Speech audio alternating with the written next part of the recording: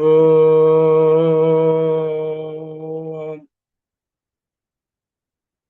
Om.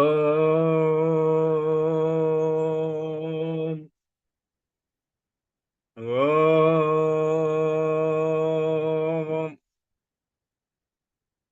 Om Shri Gurubhyam Namaha. Om Shri Krishna Parabrahmane Namaha. Om Shri Matre Namaha. Priyatma Bandhulara, we have been talking about Bhagavad Gita, answers to various questions raised by the practitioners of the Bhagavad Gita. In the last session, that was on 28th of December, we discussed about a question asked by somebody that what are the various sins according to the Bhagavad Gita. I gave you a very detailed answer listing about some 15 slokas. Now, the next question is, somebody has raised this question. According to Gita, purpose of life is attaining self-realization, but not sense gratification. If so, why God has given powerful senses which are attracted by worldly pleasures? Do we have to gratify our senses or realize ourselves? I am confused. This is the question raised by some practitioner. Now, I am giving the answer for this question. This is the beauty of the Creator. God has created very powerful senses. You enjoy the world and its beauties with these senses. Senses are meant for proper utilization, not for misuse. However, ignorant beings are lulled into the superficial nature of the sensual feelings and go after them in a mad manner, only to meet with their doom. A wise person uses the senses to the extent they are required and inhibits herself in the misuse of these powerful senses. If a knife is not used properly, it could lead to a lot of untoward happenings. Same thing applies to these senses also.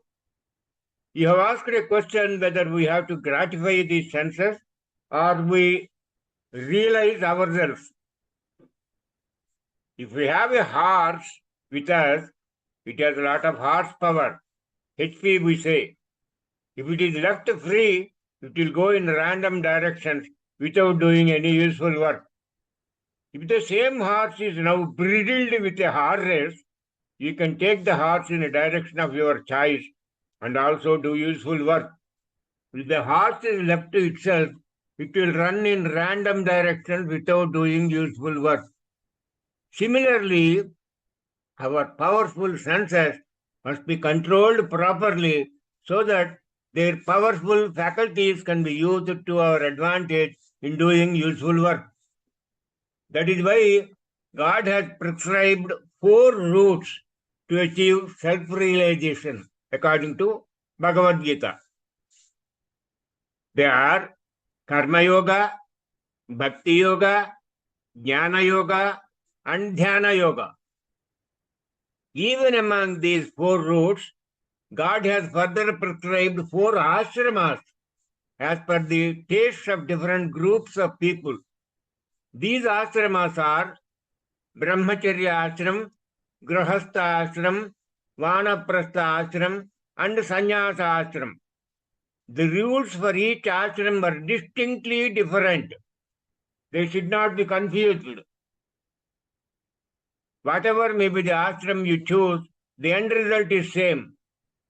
God said, Sannyasa karma yogascha nishresa karavabhau. Kayostu karma sannyasa karma yogo visishyati. This is sloka 5-2, that is chapter 5 and second sloka in the chapter. That means Karma sannyasam and karma yogam both lead to your shreyassu. That is, ending on a good wicket, result being the same. But karma yogam is far better than karma sannyasam. This is what God said. However, you should not pretend doing karma sannyasam, simply wearing saffron robes, but indulging in having aberrated affairs with opposite sex. So, marry a lawful wife, enjoy family life with your legitimate wife, eat your own earnings without indulging in corruption, use your hands only in doing all good things in life, use your legs only to go to good and worthy places for a visit, see only pious and auspicious things without seeing horrible scenes, hear only what is pleasant and good without listening to dirty affairs, etc. In this, there is no misuse of the senses. You will realize your goal of self-realization. So that is a beautiful answer I have given you. And in fact, in Bhagavatam, Prahlada has given a wonderful answer how these faculties should be used. But I can tell you only in Telugu. I will just recite that, but convey the meaning. Prahlada said, your కమలాక్షు నర్చించు కరములు కరములు శ్రీనాథు వర్ణించు జిహ్మ జిహ్మ సురరక్షకుని చూచు చూట్కులు చూట్కులు శేషశాయికి మృక్కు శిరము శిరము విష్ణునాకర్ణించు వీణులు వీణులు మధువైరి దవిలిన మనము మదము మనము మనము భగవంతు వలగును పదములు పదములు పురుషోత్తమున మీది బుద్ధి బుద్ధి దేవదేవుని చింతించు దినము దినము చక్రహస్తిని ప్రకటించు చదువు చదువు కుంభినీధవు చెప్పెడు గురుడు గురుడు తండ్రి హరిజేరు మనియడి తండ్రి తండ్రి. That means he has very nicely described in Bhagavatam. Of course, those of you who know Sanskrit can refer to the original Sanskrit text, that is Saptama Skandham in Bhagavatam, where Prahlada describes this. Your eyes must be used only for seeing the Lord. Kamalakshu natchinchu karamulu karamulu. Your hands, must always do only works related to the God. Kamalakshu natchinchu karamulu karamulu. Srinadhu varninchu jihma jihma. The tongue that is given to you is meant only for praising the Lord's glories. Srinadhu varninchu jihma jihma. Madhuvairi davilina manamu manamu. That means there was a Rakshasa called Madhu. So Lord killed him. So you must always think of that Lord only. Madhuvairi davilina manamu manamu. Chakrahastuni prakatinchu chaduvu chaduvu. Who is wielding chakra, Sudarshan chakra? You must read only about him. So like that, he describes the way the senses must be used. Anyway, you see, that is why Lord has also said in the 6th chapter, when Arjuna was raising the question, it is very difficult to control mind. God said, I agree with you 100%, Arjuna, but it comes by practice and vairagyam. Abhyasam, vairagyam. Abhyasam means practice, practice, practice. Keep on practicing. Vairagyam means control your senses. Don't let them go as they like. So, as I said, a horse harness will go in a direction of our choice. If you don't harness the horse, which is having a lot of power with it, it will go in random direction. So that is the answer I have given you. Now, next question is, somebody is asking,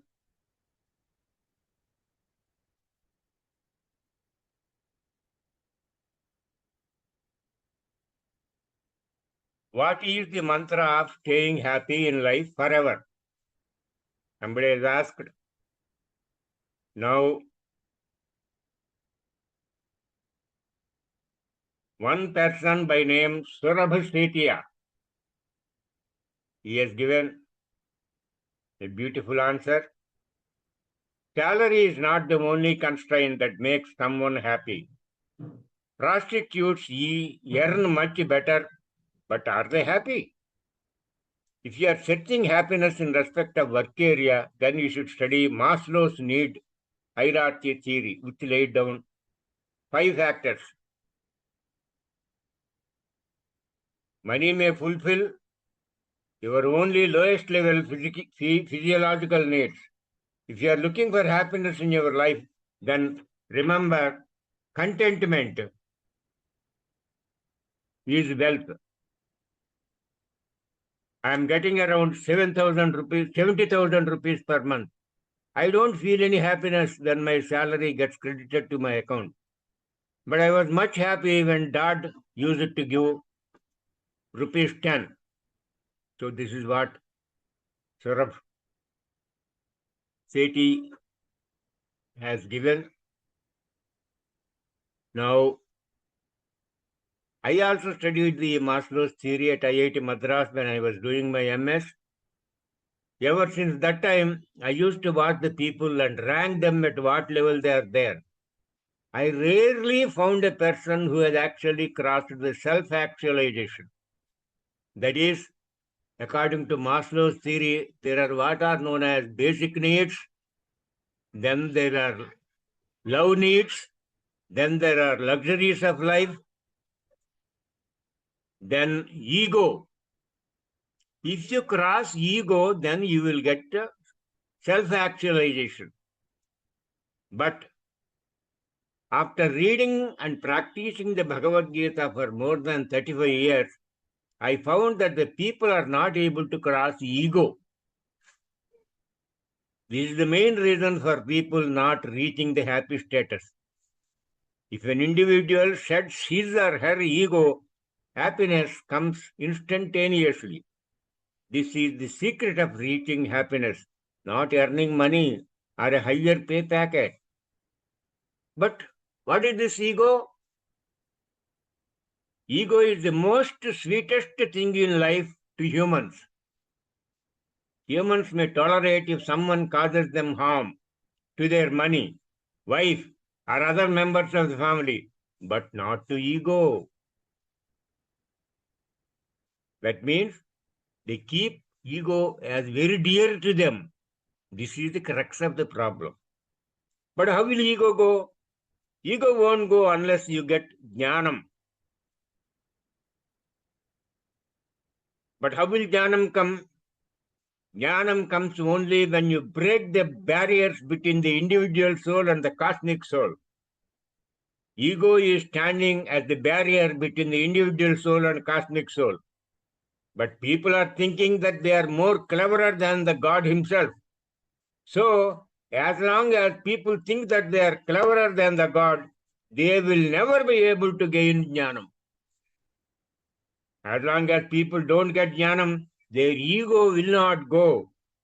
As long as their ego doesn't go, they will not be happy. So I hope I have given you the main answer. Most of the people, they have this ego. That means I am great. My dynasty is great. I am healthy. I am educated. I am handsome. By virtue of which they get that feeling that I feel it. Myself, my family, like that. But one must shed that ego because here There is nothing except God. God has given you all those things. Your beauty is on account of God. Your intellect is on account of God. Your education is on account of God. Your wealth is on account of God. God has given you all these things. You are not realizing. You are thinking that you have inherited either from your ancestors or you have earned yourself. No. God has very clearly told in the 10th chapter, Buddhirjnanam asammoha kshama satyam damashyamah sukham dukkham bhavo bhavo bhayancha abhayamevacha ahimsa samata tushti tapo danam yasho ayashah bhavanti bhava bhutanam mattayeva pradagvidha. There are 20 characteristics God described in these two slokas, 10-4 and 10-5. Out of that, 16 are constructive qualities, 4 are destructive qualities, all are by virtue of God. But how will you get them? By virtue of your earnings in the previous births. So, don't think that anything you have earned yourself. Even you can't choose your mother's womb, to whom you have to born. Your parents cannot be chosen, but you can choose your partner in life. When you become young, in that adolescent age, a male member can choose his lady partner. Similarly, ladies can choose their male partners. But you can't choose your mother and father. That is decided by God. Please remember that. So why are you having ego, my dear? So this ego is on account of ajnanam. Ajnanam. Ajnanam means one must get jnanam. Jnanam is not a commodity that is available in the market that in a super bazaar or in Amazon.com you just place an order and get it. It is not like that. First you must do karma. If you do karma, then it will lead to devotion, dedication to God. Then the dedication and devotion to God will lead to jnanam, and that jnanam will lead to moksham. Karmana jayate bhaktihi. Bhaktya jnanam prajayate. Jnanat prajayate muktihi. Iti shastrartha sangram. This is what God told. But people are thinking that they are earning everything. No. You must do your duty perfectly first. Perfection means you think that God has given you this body. This body is an instrument. Just as any electrical gadget is doing its work, for example, fan is doing what it is doing. It is rotating and giving you that, coolness. Refrigerator, it is working and giving you that compressor and all that is giving you coolness. Your heater is giving you hotness. Like that, these electrical gadgets, just as they are doing their individual functions, human body is a very complicated machine. It can do so many things.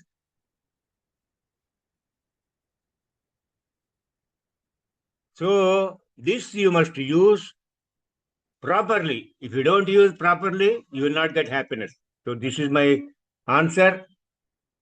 I hope I have made the matter more clear.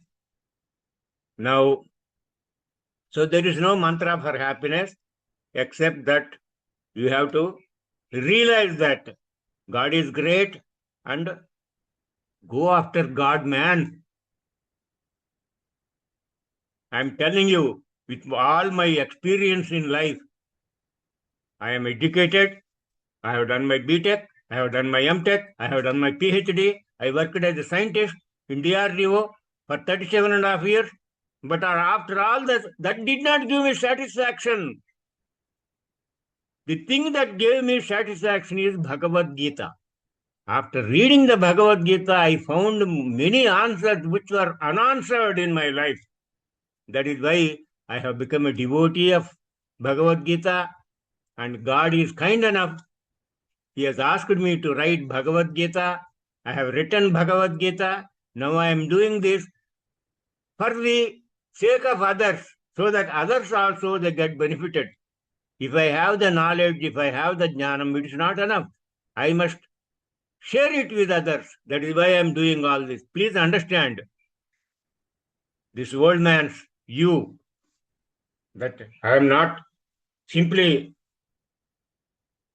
doing for the sake of myself. It is for you. Okay.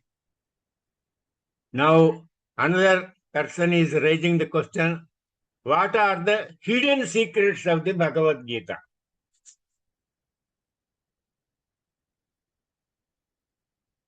Now,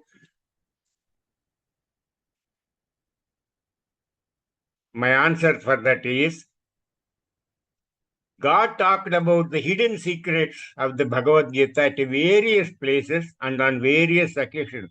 See, secret means in Bhagavad Gita, he referred to as Guhyam. Guhyam. Guhyam means in Sanskrit, secret, Rahasyam. So, it is not possible to list all of them. However, for your guidance, I am giving some of them below.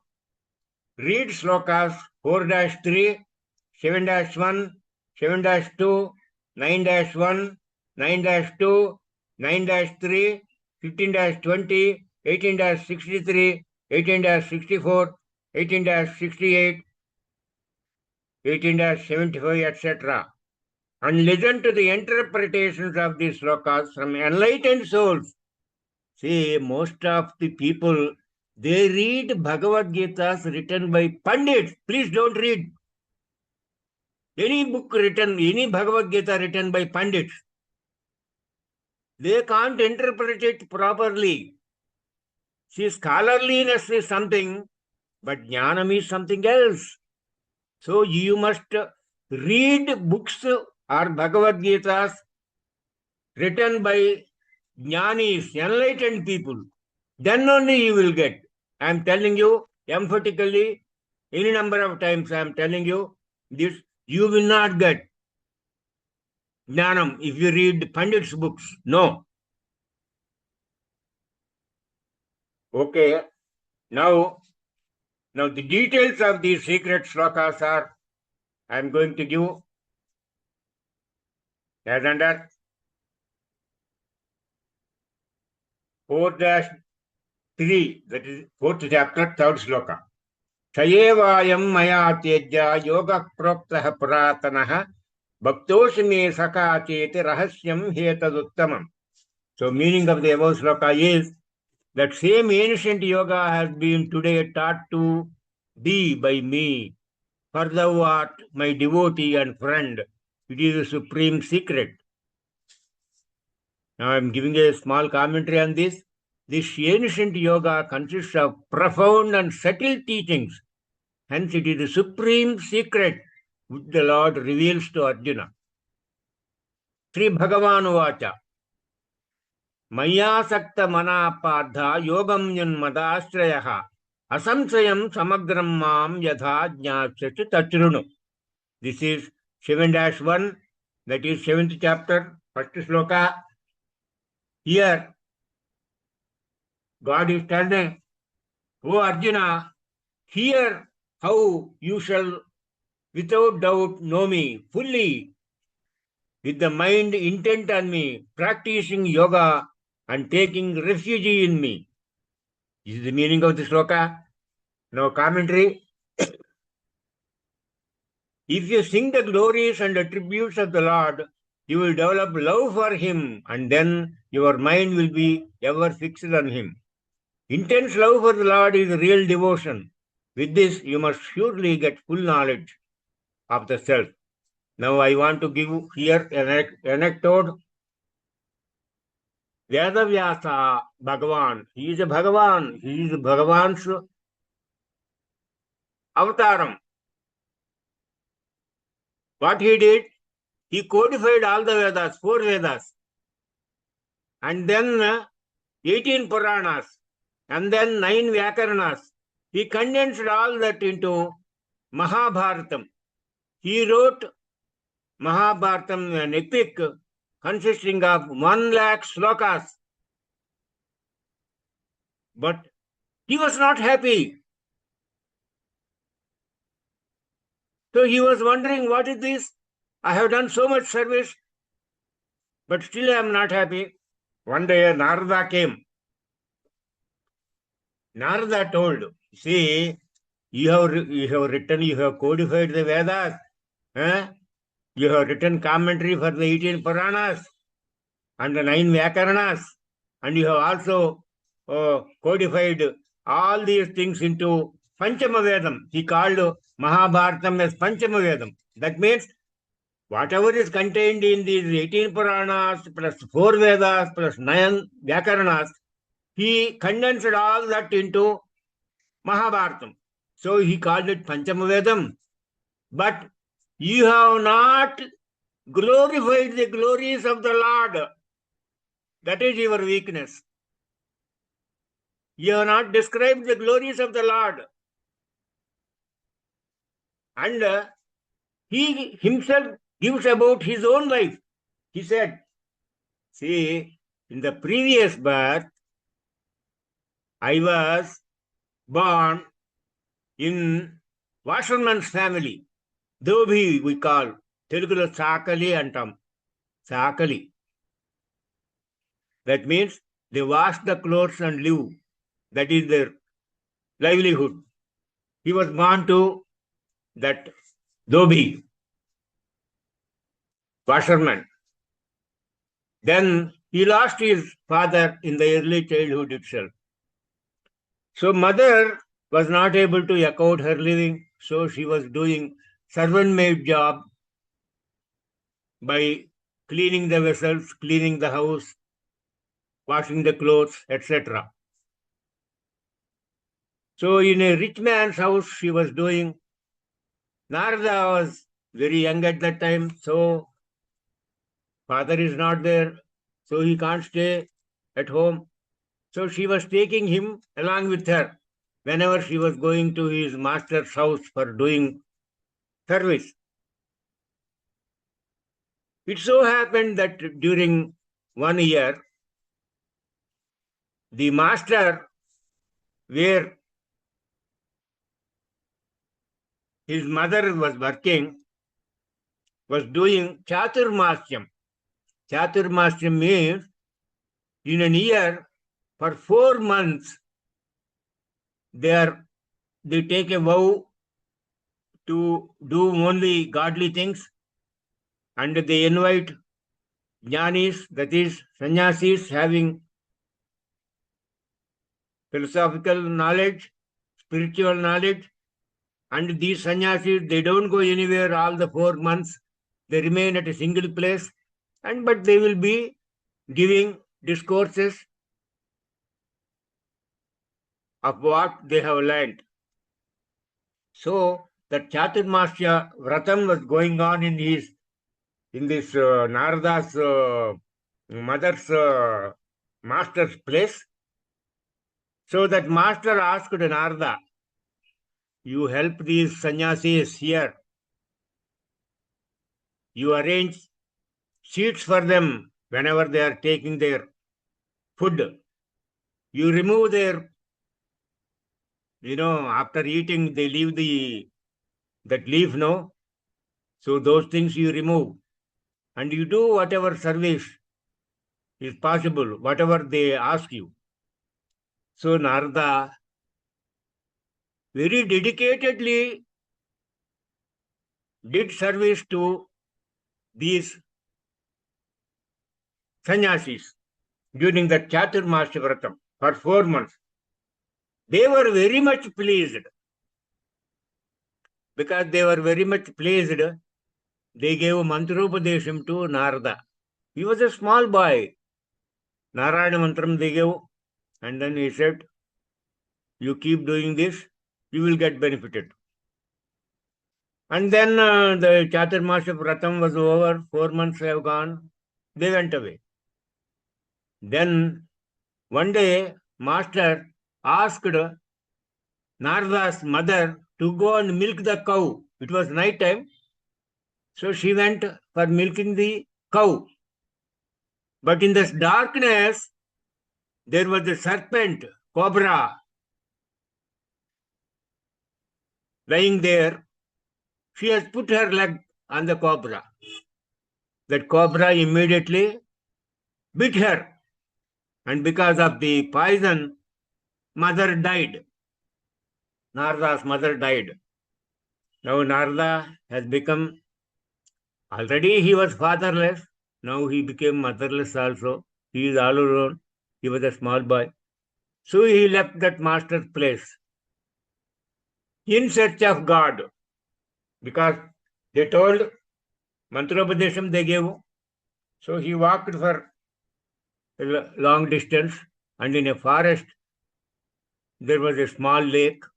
He was sitting there under a tree, and then he started reciting that mantram, what these sannyasis gave him. Then after some time, suddenly Lord Vishnu appeared to him. And then by the time he realized that he disappeared, immediately he disappeared. But he spoke, we call Akashavani. So he spoke to Narada. He said, see, I just gave a glimpse of my appearance. More than that, you don't deserve in this life. I can't. However, we keep doing this mantra, what sannyasis have taught you. You will be born to Brahma. You will become the son of Brahma. Brahma means, creator. And in that life, I will give you a Mahati. Mahati, that means that is Veena, which will always be chanting Narayana. Om Namo Narayanaya. Om Namo Narayanaya, like that. So that is why we see Narada always wielding that. Anyway, so in the next life, he became Brahma son, and he learnt all the Shastras, and he can go to any loka. Vishnu lokam he can go, Shiva lokam he can go, and he can come to Bhulokam, like that. All the lokas he can travel. That too, just by contemplating. He doesn't need any vehicle to carry him. Just if he thinks, he can go. So, you have not done service to that Lord. Now Narada is telling Vedavyasa, you have not done that. You have not sung the glories of the Lord. You have written Vedas, Vyakaranas, Puranas, you have written commentary on them, but you have not glorified the glories of the Lord. So you write Bhagavatam. Bhagavatam describes the glories of Lord Vishnu. Then Vedavyasa wrote Bhagavatam. We call it Mahabhagavatam or Bhagavata Puranam. Then he became very happy. Vedavyasa became very happy. So, a washerman's son became creator's son in the next birth simply by virtue of a mantram given by these sannyasis, Narayana mantram. So you can understand what is the, strength that mantram carries. People don't believe, but what we can do, if they don't believe, you must have faith. That is why God here, he is telling, Maya sakta manapadda yogam mun madastrayaha asamsayam samagram mam yadhajnasasti tatsrunu. If you are devoted to me, you will know everything without doubt. You will not have any doubts in life further. So one should believe that, one should take that for granted and, do Lord's service. So, but if you keep on doing your work sincerely, that will automatically lead to devotion to Lord. And the devotion to Lord will automatically lead to jnanam or knowledge. And that knowledge will automatically lead to liberation, moksham, immortality. Anyway, I have given you this anecdote so that you can appreciate more why Lord has to be meditated, Lord has to be, always remembered. So next sloka is Jnanam teham savijnanam idam vakshyam naseshatah yajnatva neha bhuyo jnatavyam avasishyate. This is 7-2, that is chapter 7, sloka 2. Meaning of the above sloka is, I shall declare to thee in full this knowledge combined with the direct realization, after knowing which nothing more here remains to be known. Just see, you will not have any doubts after reading the Bhagavad Gita. That's what God told in this sloka. Jnanam teham savijnanam. Idam vakshyam aseshatah. There will be nothing more left out to be known. Yajnatva neha bhuyo jnatavyam avisishyate. Nothing more is to be learnt after learning this. So that is the meaning. Now, next sloka, Sri Bhagavan Vacha. Idam tu te gukshatamam pravaksyam yanasuyave jnanam vijnana sahitam yajnatva mokshase subhat. That is 9-1. The meaning is, the blessed Lord said, I shall now declare to thee who does not cavil the greatest secret, the knowledge combined with experience, that is self-realization. Having known this, thou shalt be free from evil. This is the meaning of sloka 9-1. I am not elaborating this because I have already elaborated in my discourse in 9th chapter, or for example, the whole Bhagavad Gita, all the 18 chapters I have given very elaborate explanation. Those of you who want to know, go back to those chapters and please listen. You must listen any number of times. I am telling you. See, because I was a very busy scientist, I was not having time. Early morning, as soon as I get up, I used to play Ghantasala's records. Ghantasala, he spoke about some 100 or 100 and odd slokas with meaning. It used to take more than an hour to that. And I am telling you, my dog used to lie under my cot listening to this Bhagavad Gita slokas. Only after completely listening to the Ghantasala slokas, it used to go out. And God has given even my dog moksham, I am telling you.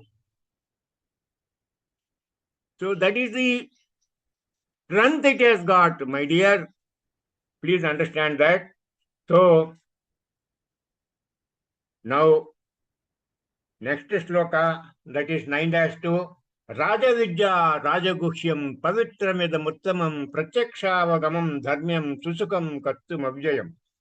The meaning of that sloka is, this is the kingly science, the kingly secret, the supreme purifier, realizable by direct intuitional knowledge, according to righteousness, very easy to perform and imperishable. This is the meaning of sloka 9-2. Now, next sloka is 9-3. Ashraddhadana purusha dharmasyasya parantapa aprapya mam nivartante mrityu samsara vatmani. Those who have no faith in this dharma, or this knowledge of the self, O parantapa, that is Arjuna, they return to the path of this world of death without attaining me, that is God. That is the meaning of sloka 9-3. Next, 15-20. Iti guksyatamam shastram vidamuktam maya nagha etad buddha buddhimansya krityascha bharata. The meaning of that sloka is, This is 15-20, 15th chapter, 20th sloka. Iti guhyatamam chastram yadamuktam mayanagha etad buddhva buddhimansya krita krityascha bharata. Thus, this most secret science has been taught by me. O sinless one, and knowing this, a man becomes wise and all his duties are accomplished. O Arjuna, this is the meaning of sloka 15-20. Next is 18-63. Iti te jnanamakshātam guhyāt gushyataram maya vimrussayadaseshena yadhechasi tadha kuru. Meaning of that sloka 18-63 is, thus has wisdom more secret than secrecy itself been declared unto thee by me. Having reflected over it fully, then act thou as thou wishest. That is the meaning of sloka 18-63. Now next sloka is 18-64. Sarva gukshetamam bhuya srunume paramam vachaha ishtoshime dhrudamiti tato vakshamite hitam. That is 18-64. The meaning of that sloka is, hear thou again my supreme word, most secret of all. Because thou art dearly beloved of me, I will tell thee what is good. Next sloka is 18-68. Yaimam paramam guhyam madbhaktasve abhidasyati bhaktim mai parang krutva mame vaishyatya samsayaha. That is 18-68, sorry.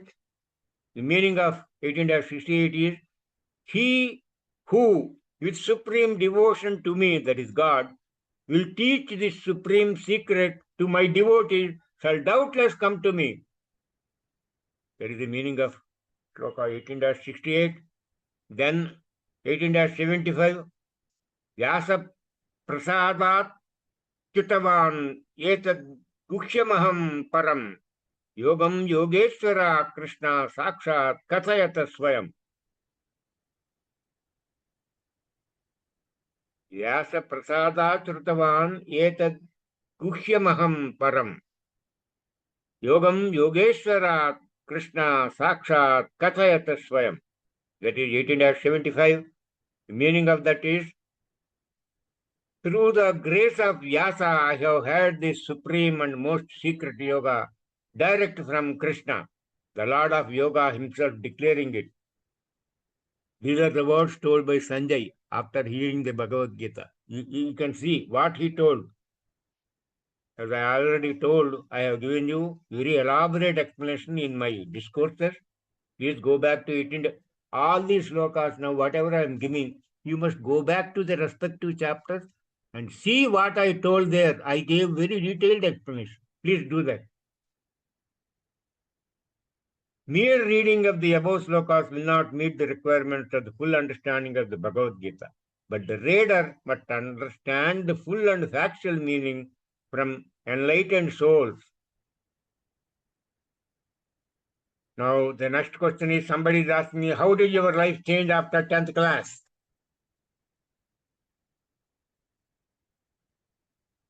My answer is, yes, I had changed a lot in later years of my student life compared to my 10th class.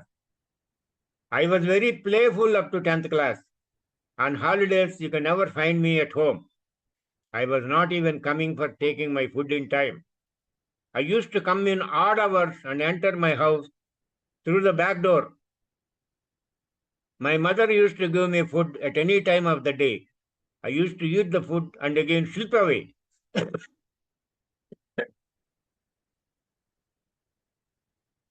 Many elderly parents used to send messengers to inquire about me of my presence at my home.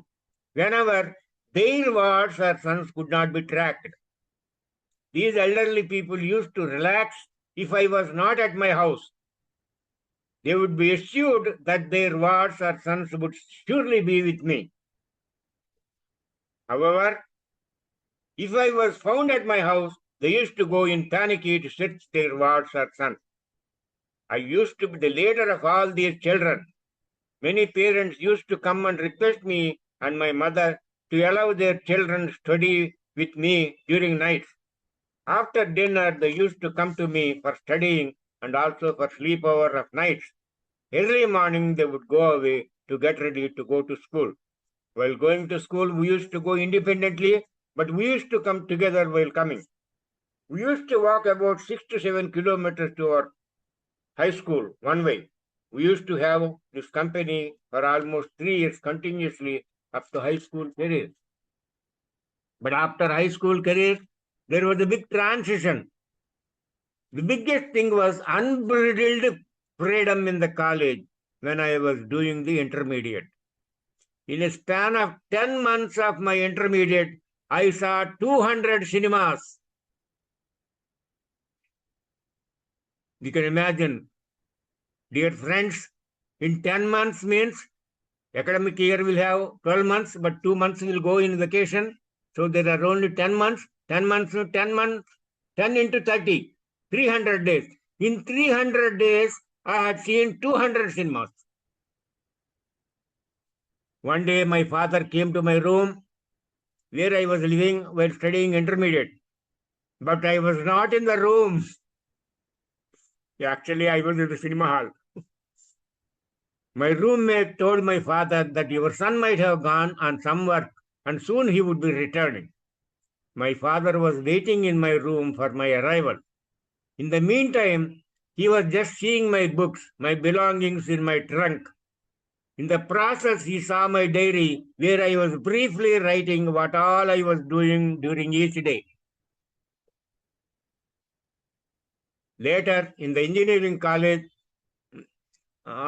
he saw the list of cinemas I had been seeing on different days. I got a nice scolding when I returned to my room. From that time, I reduced seeing the cinemas. This is what is known as controlling the senses. You see, when I got the unbridled freedom in intermediate, because there is nobody to tell. Earlier, my father used to control me, but now my father is not with me. I was alone. I got unbridled freedom. That's like unbridled horse. I saw 200 pictures. That means every 2 days I saw 3 pictures. Please understand this. Later, in the engineering college, I rarely saw pictures. Rarely saw pictures means engineering those days when we studied, it was 5 years integrated course. In 5 years, I have seen maximum 10 pictures. That means yearly twice. That's all. I was a merit scholarship holder for all the 5 years of my engineering career. I was studious in my studies. I passed in first division with distinction. I got job within months of my graduation. I am now a retired scientist from DrDO after 37.5 years of service. I have a lot of scientific and technical publications in international journals, including the American Society of Metals, USA. Anyway, all those things are immaterial, but now I am a spiritual teacher in the Bhagavad Gita, and myself and my wife also authored a unique commentary on the Bhagavad Gita. So, this is the transition. See, I can give you a great description. In the very first discourse of this Bhagavad Gita series, I told how I have, from a scientist, how I have become a spiritual, first inquisitor. God himself told, no, in chapter 7 dash, I think 16. चतुर्विधा भजन्ते माम जना सुकृतिनोर्जुन आतो जिज्ञासुरर्धार्थी ज्ञानी च भरतर्षभ. 4 types of devotees worship him. Who are the 4 types?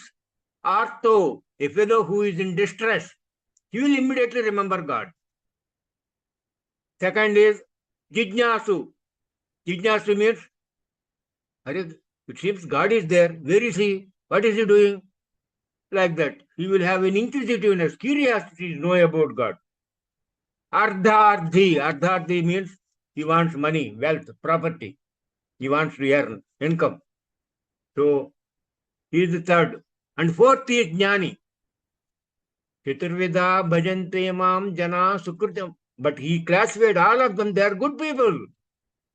Even if you are praying for wealth and property, he classified you as a good people because you are praying him. Artho jijnasu ardharthi. Jnani cha bharatarshabha. But he likes Jnani very much. That you will know only when you become Jnani. How he likes.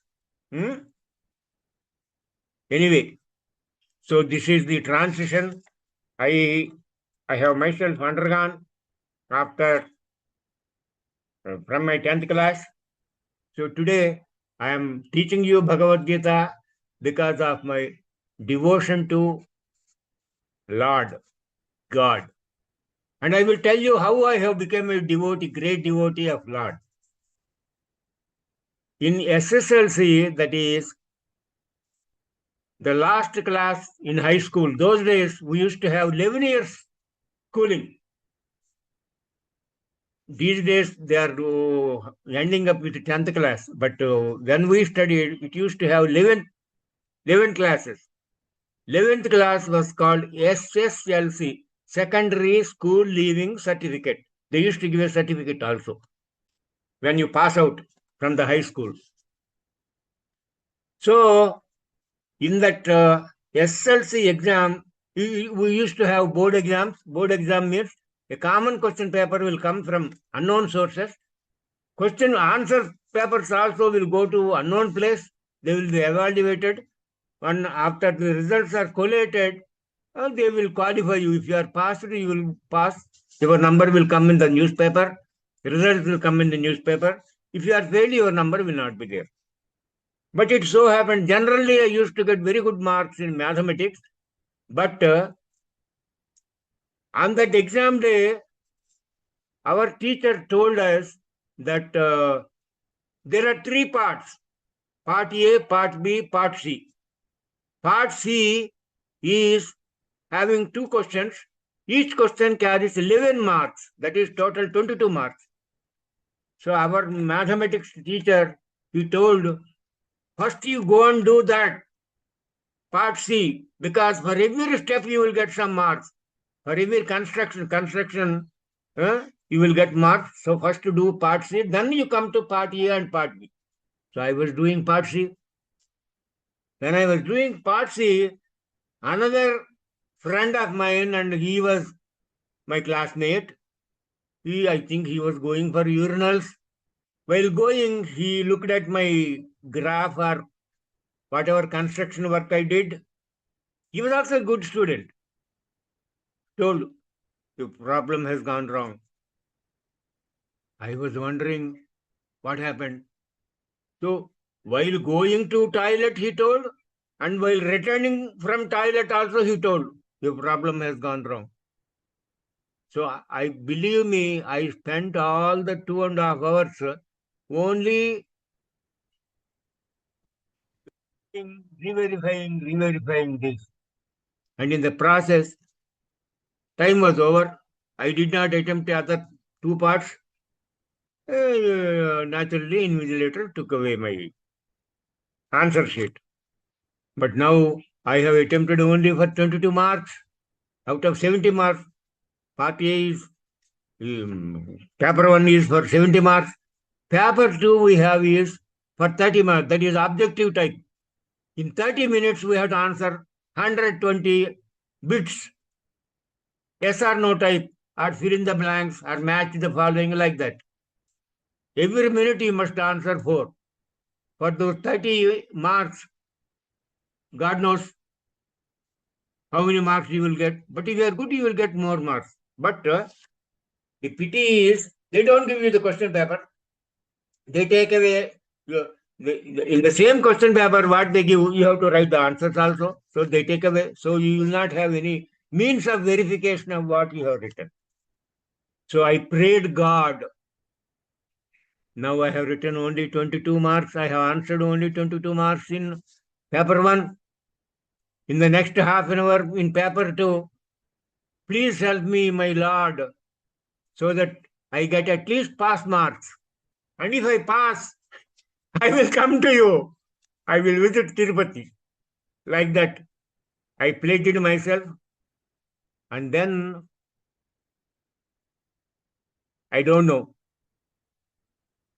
Actually, my pledge was to visit him after seeing the results, but I did not remain. Immediately, I started. That was my first long journey in life. I was only 15 years old. I went to Tirupati alone. Went and saw Lord. I had his darshan and came back. Believe me, I don't know what happened. My number came in the passed list. I passed. So that has given me a very, what do you call, a strong belief in God, that if you pray God, He will give you boons. Because almost I thought I have failed. But believe me, where I was to fail in that mathematics paper in my SSLC, in the intermediate, I got 200 out of 200. That is my actual strength in mathematics. But somehow I spoiled because I passed SSLC. From that time, I had more faith in Lord. I used to visit Lord very often whenever I get time. And so far, I have visited him. Now, the present, transferred head you are seeing is done in Tirupati. On 15th of last month, that is December 15th, I went 64th time. So at the rate of yearly once, I have been going from my 15 years of age. I have now visited 64 times. So that is the beauty. Get devoted to Lord. The Lord told all this in Bhagavad Gita, my dear. But people are not following. What you can do? That also I gave in my third chapter. I gave a very, very long discourse. So please, for whatever reason, believe here there is only God and nothing else. Except God, there is nothing here. So please go after him. You will get what all you want. So I think we will stop it here for today. If anybody has got any doubts, they can ask. I will answer. Hari Om. Hari Om. Hari Om. Hari Om. Everything is good and baga vachindi recording. Very good. This last week In fact, last week, there are some snacks. I could not correct because I was busy with something else. I will do that this week. Sure. అదే sir అదే కనబడలేదు అదే అడుగుదామని అదే కనబడలేదు last week the అదే ఒకసారి అడుగుదాం. No, I did not correct it because see, it takes 5-6 hours, Venkatatnam. అవును సార్ అవును. Because for 1 hour what I give here, it takes 5 to 6 hours for me to do that. I must listen. I already listened once, but I must sit with that where things went wrong and then I do correction. So I will do that this week. Sure.